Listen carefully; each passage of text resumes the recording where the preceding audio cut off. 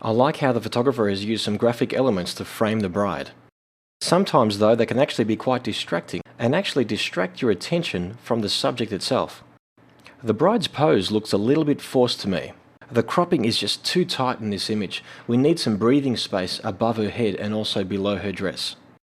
Now granted that these images haven't been worked, I would like to see this image cropped a little bit closer and perhaps vignetted to remove the distraction and to bring our attention to the bride. I like the idea behind this image where we have the bride adjusting her veil in front of the mirror. The pose looks a little bit too manufactured for me for an image that's supposed to appear natural. We have quite an elegant hand on the left, but on the right hand side it looks very flat. I would have liked to have turned her right hand so her palm is facing her face. Also, the veil is dissecting her eye and her nose. If the veil was actually brought over her face, it perhaps would have been a little bit softer.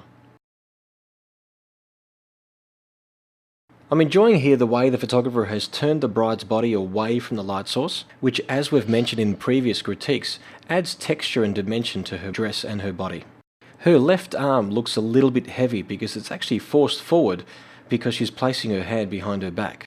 I would have liked to have seen the bride actually bring her shoulder back to stretch out that arm a little bit. And also, if she turned her face more towards the light source, we would have seen more catchlights in the eyes. It's often difficult to hold your attention on the subject when there is such a strong highlight on the right-hand side. If the photographer actually moved their position, perhaps closer to the window and shot back to the bride, it would have been a lot nicer. It appears as if the photographer has actually used some video light here or some ambient light, perhaps even a table lamp, to illuminate the bride.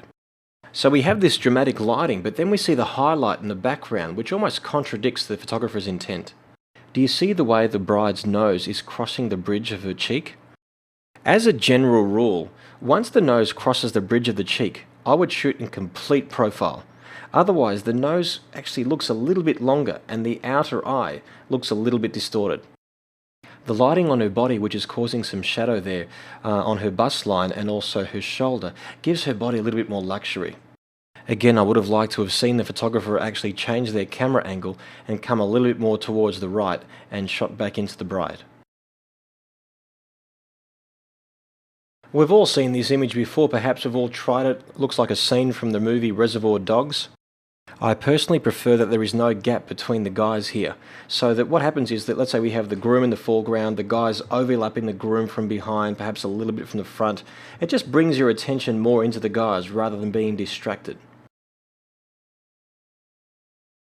It's a fair attempt here from the photographer actually trying something a little bit different with an editorial style fashion pose of the bride and her girls. To achieve this kind of a shot effectively, I truly believe that everyone needs to be posed perfectly, and also in a situation where you're not distracted by too many graphic elements that takes away from the subject matter. I don't mind the camera angle, but I really feel that the actual lens choice is too wide. Everyone looks that little bit distorted here. Also, we have the bride and at least one or two of the girls pushing their hip towards the camera and towards the light source, which makes that area look bigger. I would suggest in future in trying this image is maybe crop a little bit closer, use a shallow depth of field to bring your attention to the bride, and perhaps refine the posing a little bit as well. Here we see an image again that's supposed to look like an editorial style image, perhaps something that could have happened on its own.